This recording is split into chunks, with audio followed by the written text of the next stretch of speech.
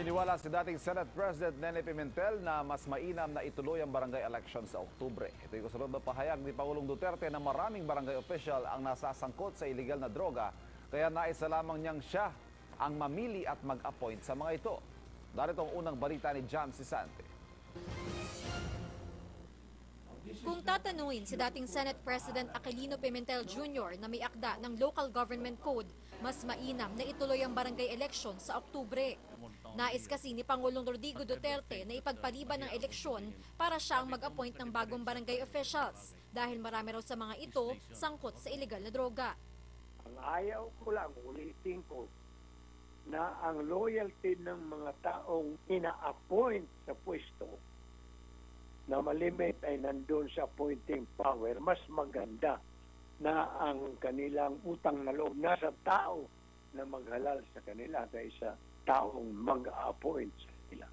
Sabi ni Pimentel, naniniwala raw siya sa pahayag ng Pangulo na maraming barangay official ang sangkot sa droga at katiwalian. Pero hindi raw solusyon ang pagpapaliban sa eleksyon at pag-appoint lang ng mga bagong opisyal. Ang solusyon, habulin yung mga barangay officials na mga kurakot, and then asuntuhan sila, ikulong pag may prueba. Ganun po ang proseso ng ating demokrasya. Dagdag ni Pimentel, hindi rin naman maaaring magtalaga ang Pangulo kundi inaamyandahan ng batas. Sabi rin ng anak niya sa Senate President Coco Pimentel, may basihan dapat sa batas ang balak gawin ng Pangulo. Pag-uusapan daw nila ito ng mga senador. Kailangan namin marinig yung bakit gano'n naging sentimento ni Presidente. I think it has something to do with drug money still being around and available for use by some local politicians to win the elections.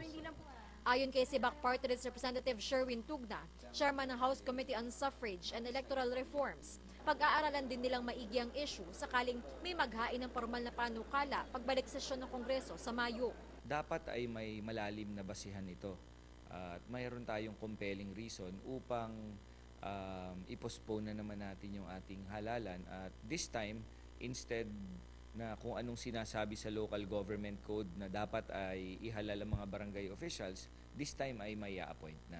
Para sa unang balita, Jam Sisante reporting.